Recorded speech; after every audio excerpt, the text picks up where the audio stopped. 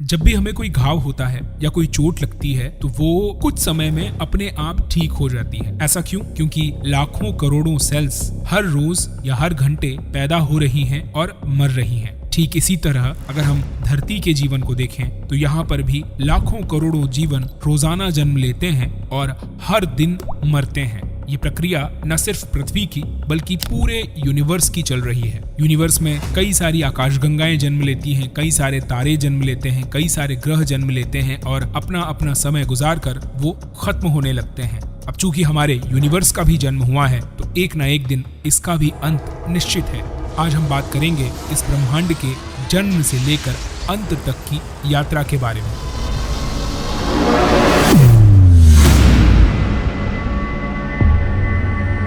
हमारा यूनिवर्स एक पहेली है जो सच होते हुए भी हमें झूठ लगता है, क्योंकि ये भरा हुआ है अंधेरे से और पूरी तरह से ठंडा और एक बेजान महासागर की तरह है। लेकिन इसी महासागर में आइलैंड्स हैं जिनमें जगमगा रही हैं अरबों खरबों गैलेक्सीज, और इनमें से हर एक गैलेक्सी में अरबों स्टार्स हैं और इनमें से कई तारों के इर्द गिर्द प्लैनेट्स भी हैं, अनजान दुनियाएं हैं और इनमें से हर एक अपने आप में बहुत ज्यादा अनोखी हैं।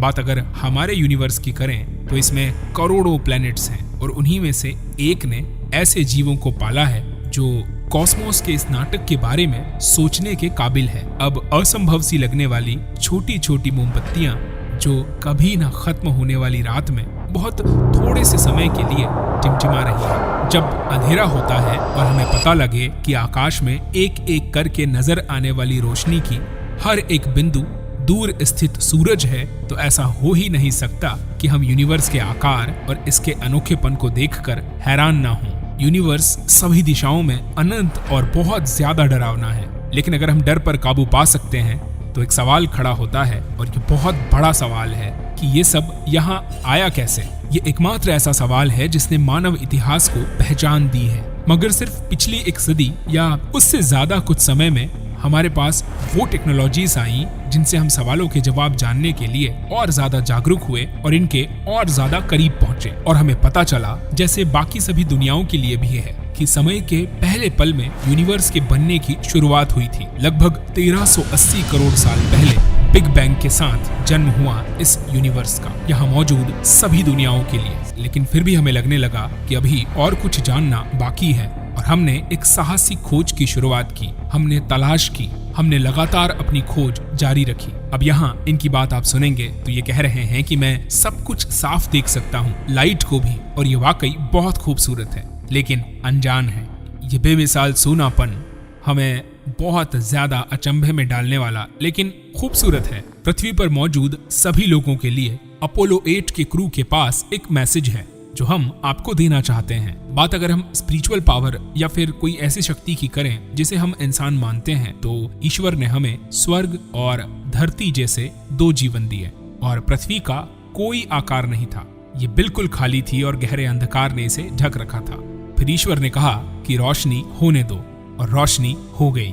फिर ईश्वर ने उस रोशनी को देखा तो वो खुश हो गए। जब हम पहली बार खुद के प्रति जागरूक हुए तो हमने आकाश की तरफ देखा अपने जवाबों की तलाश करने के लिए, और देखा रोशनी के उन रहस्यमय बिंदुओं की तरफ और जानने की कोशिश की कि ये यूनिवर्स आखिर क्या है, ये बना कैसे, और कॉस्मोस में हमारी जगह आखिर कहाँ है। कभी कभी हम अपने पूर्वजों की बताई शुरुआत की कहानी पर शक करने लगते हैं, लेकिन उन प्राचीन कहानियों में एक गहरी सच्चाई छिपी हुई है और हर चीज के शुरुआत के सुराग वहां मिल सकते हैं, उस रोशनी में जो उन सितारों के आगे से आकर हम तक पहुंच रही है। अगर हम यूनिवर्स के शुरुआत के बारे में पता करना चाहते हैं तो हमें उसके लिए कोई ना कोई सबूत चाहिए होगा। अब चूंकि उस अतीत से हमारा जो रिश्ता है वो एकमात्र रोशनी है। अगर हम यूनिवर्सल स्केल की बात करें तो इस रफ्तार पर लाइट बहुत धीमे ट्रैवल करती है और इसकी रफ्तार है तकरीबन 2,99,000 किलोमीटर पर सेकेंड। अब हम जानते हैं कि सूरज से पृथ्वी तक लाइट पहुंचने में सिर्फ 8 मिनट का समय लगता है और सूरज के सबसे करीबी स्टार से लाइट यहां तक पहुंचने में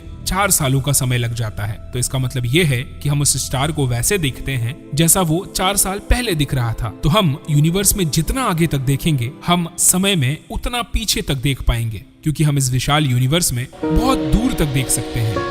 हम समय की शुरुआत तक देख सकते हैं। यूनिवर्स के शुरुआत के राज जानने के लिए हमें एक टाइम मशीन की जरूरत होगी, एक टेलीस्कोप जो इतना ताकतवर है, जो यूनिवर्स में इतनी दूर तक देख सकता है कि वो सबसे पुरानी लाइट को भी डिटेक्ट कर सकता है और हमें वापस समय की शुरुआत तक लेकर जा सकता है।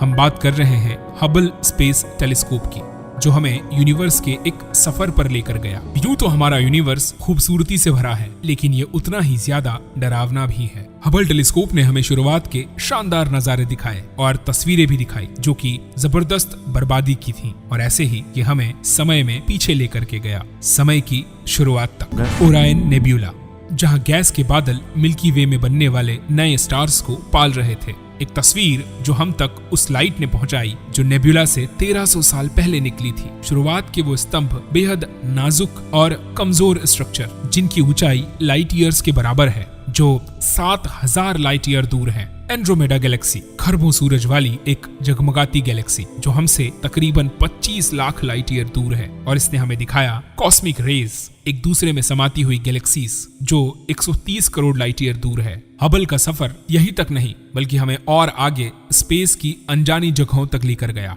अंधकार में और आगे, जहां उसने अनगिनत प्राचीन और दूर स्थित गैलेक्सीज देखी। बेलगाम स्टार्स के प्राचीन समूह जो शुरुआत के अतीत पर रोशनी डालते हैं, हमें दिखाई देने लगे। समय की शुरुआत के करीब मौजूद एक गैलेक्सी, और इस गैलेक्सी का नाम है CNZ11, और ये अब तक की देखी गई सबसे दूर की गैलेक्सी है। ये यूनिवर्स में बने सबसे शुरुआती स्टार्स की लाइट है, और इसकी शुरुआत बिग बैंग के ठीक 40 करोड़ साल बाद हुई थी, और इसे लगे पूरे 1340 करोड़ साल हम तक पहुंचने में।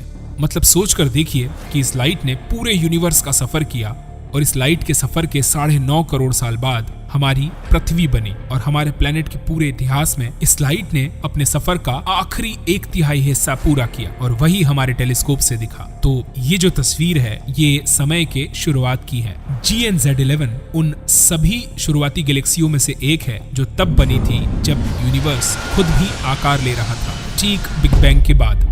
GNZ11 एक बहुत अजीब गैलेक्सी है, और आज के हिसाब से ये मिल्की वे से सिर्फ 25 गुना छोटी है, मगर ये बहुत ज्यादा ताकतवर और हिंसक स्टार्स से भरी पड़ी थी, और ये बहुत अजीब दुनियाएं थीं, और इनमें से एक के होराइजन के ऊपर एक सूरज का उदय हुआ, और उसने यूनिवर्स की शुरुआत में एक नए चैप्टर की शुरुआत की, और वो थी स्टार्स और प्लैनेट्स के बीच एक रिश्ते की शुरुआत। और इसके अरबों साल बाद दूर दराज एक दुनिया में शुरुआत हुई जीवन की। अब हमें ये तो नहीं पता कि यूनिवर्स में पहली सुबह कब और कहां पर हुई थी, लेकिन हम ये जानते हैं कि पहली सुबह पहला पल नहीं था, क्योंकि वो स्टार्स और प्लैनेट्स कहीं से तो आए थे। तो उस पहली सुबह के पहले एक लंबी अंधेरी रात थी। एस्ट्रोनॉमर्स ने इस दौड़ को कॉस्मिक डार्क एजेस कहा। अगर हम समय में वापस यात्रा करें तो हमें पूरे यूनिवर्स में अंधेरा ही अंधेरा नजर आएगा। गैलेक्सीज गायब हो जाएंगी, शुरुआत में बने स्टार्स बुझ जाएंगे, वो भी एक एक करके, और आखिर में छाया होगा सिर्फ गहरा काला अंधेरा।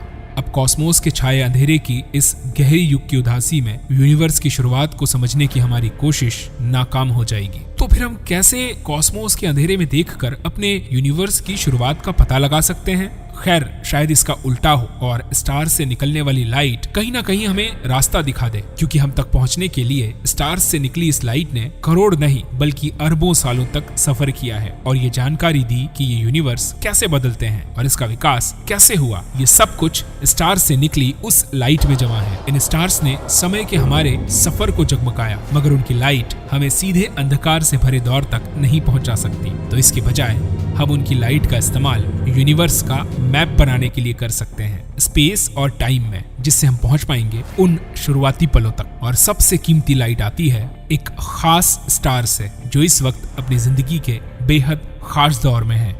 अब चूंकि स्टार्स हमेशा संघर्ष करते रहते हैं, वो इसलिए क्योंकि ग्रेविटी बहुत ज्यादा ताकतवर होती है। अगर इसे बेलगाम छोड़ दिया जाए तो ये किसी भी चीज को कुचल डालेगी, वो भी हद से ज्यादा। लेकिन किस्मत से और भी कई सारी शक्तियां काम करती हैं। जब स्टार्स ढह जाते हैं तो इनका कोर बहुत ज्यादा गर्म हो जाता है और वो बन जाते हैं बड़े न्यूक्लियर फ्यूजन रिएक्टर। हाइड्रोजन बदल जाती है और इससे निकलती है एनर्जी, जिससे बहुत ज्यादा प्रेशर बनता है जो स्टार्स को ऊपर थामे रखता है। और हमारे सूरज जैसे स्टार हर सेकंड करोड़ों टन हाइड्रोजन को जलाकर हीलियम में बदलते रहते हैं। अब हालांकि ये हमारी पृथ्वी के मुकाबले बहुत ज्यादा बड़ा है, लेकिन इनके बड़े होने की भी एक सीमा होती है। स्टार्स का भी इंसानों की तरह एक जीवन काल होता है। उन्हें भी समय के इस कड़े इम्तिहान से गुजरना पड़ता है। उनका टहना चलते रहता है तब तक जब तक कि वो एक खास तरह के स्टार में नहीं बदल जाते, और उस स्टार को कहते हैं व्हाइट ड्वार्फ स्टार। ये व्हाइट ड्वार्फ स्टार बहुत ज्यादा अनोखे होते हैं। ये होते हैं बुझते हुए स्टार्स,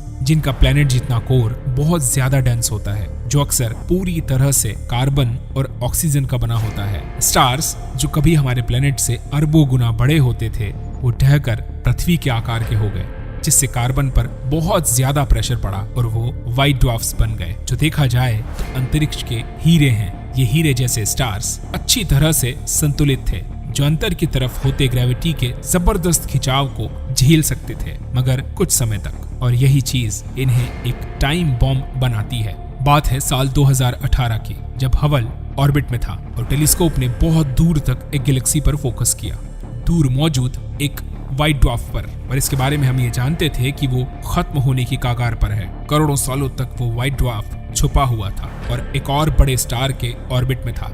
जब वो एक दूसरे का चक्कर लगा रहे थे तो व्हाइट ड्वार्फ की ग्रेविटी ने रेड स्टार से प्लाज्मा और गैस खींची, और व्हाइट ड्वार्फ का मास तब तक बढ़ता गया जब तक वो उस अहम सीमा तक नहीं पहुंच गया जिसे चंद्रशेखर मास कहते हैं। और फिर ये उससे भी आगे निकल गया, जिससे एक भयंकर थर्मोन्यूक्लियर रिएक्शन हुआ और उस व्हाइट ड्वार्फ में एक बहुत बड़ा विस्फोट हुआ, जिसे हम कहते हैं सुपरनोवा विस्फोट।